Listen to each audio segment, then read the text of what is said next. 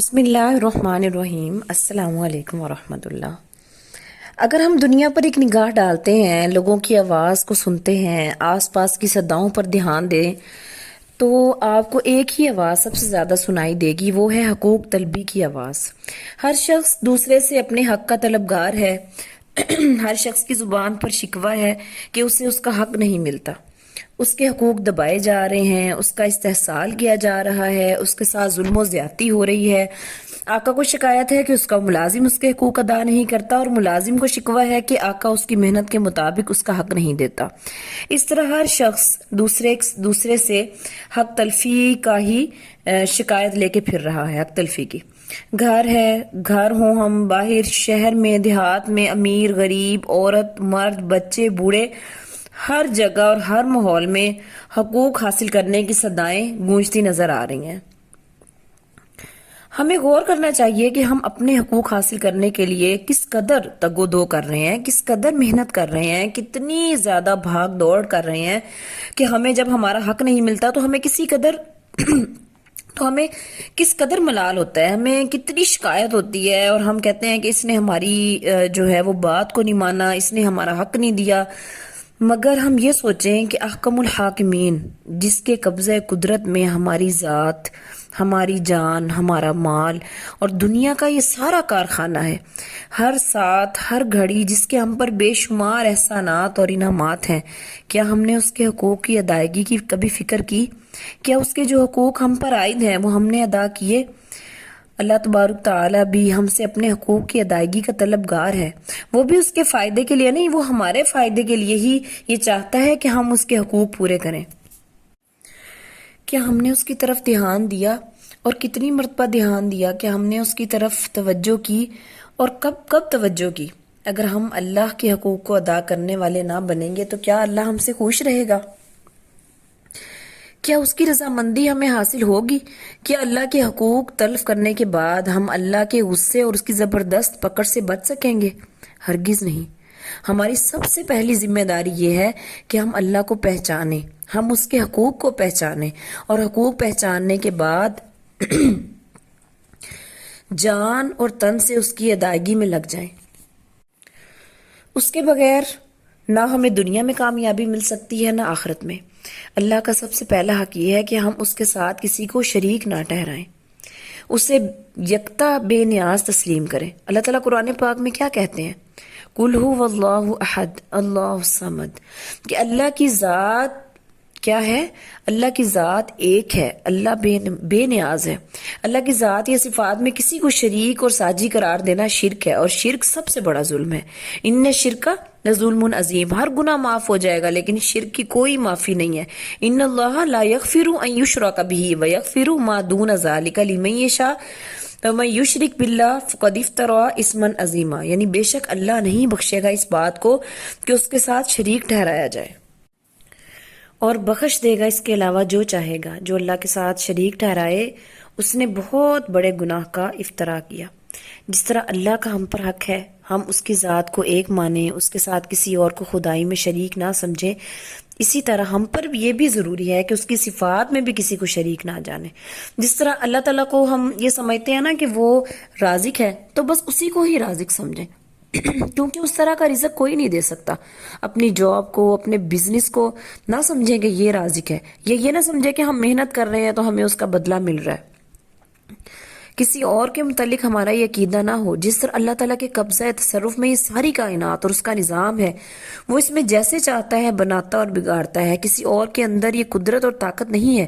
اسی طرح اللہ تعالیٰ کا ہم پر یہ بھی حق ہے کہ ہم اس کی عبادت اور اطاعت کریں، اس کے حکموں کے آگے سر جھکا دیں۔ اس نے اپنے نبی کے ذریعے جو دین اسلام ہم تک بھیجا ہے، ہم اس کے مطابق زندگی گزاریں، اور اللہ کی عبادت اس طرح کریں گویا کہ ہم اسے دیکھ رہے ہیں۔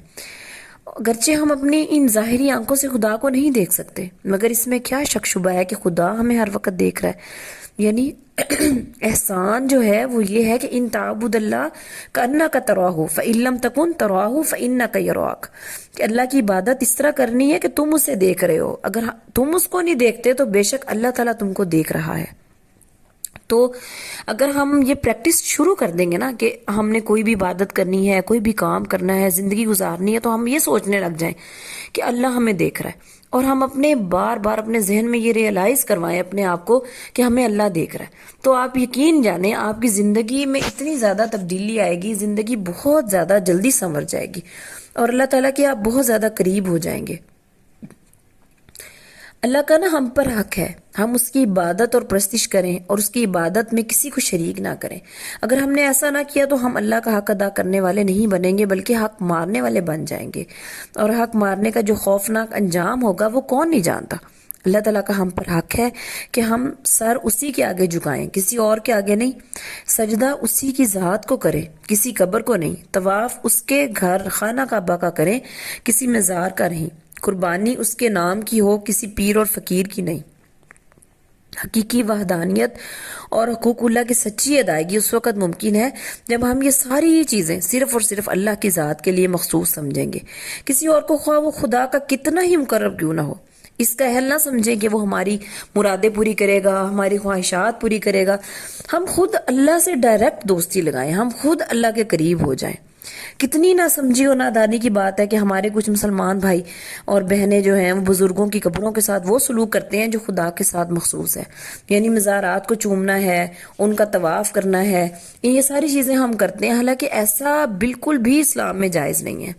مولانا حالی نے اپنی مسدس میں نا بڑی ایسے لوگوں کا نا ایک خوبصورت نقشہ کھینچا ہے۔ وہ کہتے ہیں کہ کرے غیر گر بت کی پوجا تو کافر، جو ٹھہرائے بیٹا خدا کا تو کافر، جھکے آگ پر بہر سجدہ تو کافر، کواکب میں مانے کرشمہ تو کافر، مگر مومنوں پر کشادہ ہیں راہیں، پرستش کریں شوق سے جس کی چاہیں، نبی کو جو چاہیں خدا کر دکھائیں، اماموں کا رتبہ نبی سے بڑھائیں، مزاروں پہ جا جا کے نظریں چڑھائیں، شہیدوں سے جا جا کے مانگے دعائیں، نہ توحید میں کچھ خلل اس سے آئے، نہ اسلام بگڑے نہ ایمان جائے۔ ایسا نہیں ہے بالکل بھی۔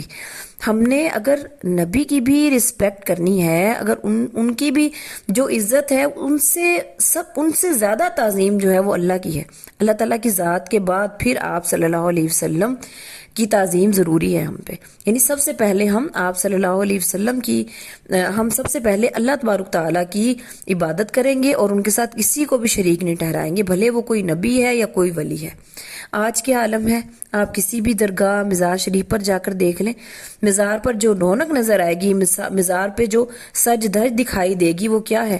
اسی کے بغل میں مسجد کو حاصل نہیں ہوگی۔ اس کے موقع پر زائرین کے جو ہجوم ہیں وہ اتنے زیادہ ہیں کہ مسجدیں جو ہیں وہ ویران پڑی ہیں، اور وہاں پر لوگ کندھے کے ساتھ کندھا ملا کے بیٹھے ہوئے ہیں۔ تو دو چار اللہ کے بندے پہنچ گئے تو پہنچ گئے مسجد میں، ورنہ جو ہے وہ مزار شریف کو کوئی چھوڑنے کا نام ہی نہیں لیتا۔ تو ایسا نہ کریں، یعنی اپنے اعمال کو اس طرح سے اللہ کے سامنے، اللہ تعالیٰ کے سامنے اس طرح سے جھکیں جیسے اللہ نے ہمیں حکم دیا جھکنے کا۔ اپنی طرف سے خرافات بنانے کا کوئی فائدہ نہیں ہے، اپنی طرف سے عبادت کرنے کا کوئی فائدہ نہیں ہے۔ ہمیں اپنے اعمال کا جائزہ لینا ہے، سوچنا ہے کہ ہم اپنے حقوق کا مطالبہ کرنے کے لیے ہر وقت تیار رہتے ہیں، مگر اللہ کا بھی حق ادا کرنا ہے یا نہیں کرنا، جبکہ اللہ تعالیٰ کے ہم پہ کتنے احسانات ہیں، ہم اس کے حقوق کو سب سے پہلے سب سے زیادہ ادا کریں، اور ہم اس چیز کا خیال رکھیں کہ اگر ہم اللہ کے حقوق ادا کریں گے تو اللہ تعالیٰ بھی ہمارے حقوق ادا کرے گا، کیونکہ اللہ تعالیٰ کیا کہتے ہیں حدیث میں کہ اگر تم میری طرف ایک بالشت آؤ گے تو میں تمہاری طرف 2 بالشت، اگر تم میری طرف 1 قدم آؤ گے تو میں تمہاری طرف 10 قدم تمہاری طرف جاؤں گا۔ اور اللہ تبارک تعالیٰ 70 ماؤں سے بڑھ کر محبت کرنے والے ہیں۔ مائیں کیا ہوتا ہے، اکثر کوئی چیز کھا رہی ہوتی ہیں نا تو وہ خود نہیں کھاتی، اپنے بچوں کو دے دیتی ہیں۔ تو اگر ہم اللہ کے حقوق کا خیال رکھیں گے، اللہ سے محبت کریں گے، تو وہ تو ہم سے بہت ہی محبت کرتا ہے، پھر وہ ہم سے اور زیادہ محبت کرنے لگ جائے گا۔ اللہ تعالیٰ سے دعا ہے کہ اللہ تعالیٰ ہمیں یہ توفیق دیں کہ ہم ان کا حق ادا کر سکیں۔ ہم حق ادا نہیں کر سکتے لیکن ہم کوشش کر سکتے ہیں، ہم انسان ہیں، ہمارے ذمہ صرف کوشش کرنا ہے۔ تو آج سے ہم کوشش کریں کہ جس طرح ہمیں اپنے حقوق کو پورا کروانے کی ضرورت ہے، اسی طرح ہم اللہ تعالیٰ کے حقوق کا بھی خیال رکھیں گے اور حقوق اللہ پر خوب توجہ دیں گے اور دل سے اللہ تعالیٰ کی عبادت کریں گے، شرک کبھی بھی نہیں کریں گے۔ ہو جس میں عبادت کا دھوکہ مخلوق کی وہ تعظیم نہ کر، ہو جس میں عبادت کا دھوکہ مخلوق کی وہ تعظیم نہ کر، جو خاص خدا کا حصہ ہے بندوں میں اسے تقسیم نہ کر۔ وآخر الدعوانا ان الحمد للہ رب العالمین۔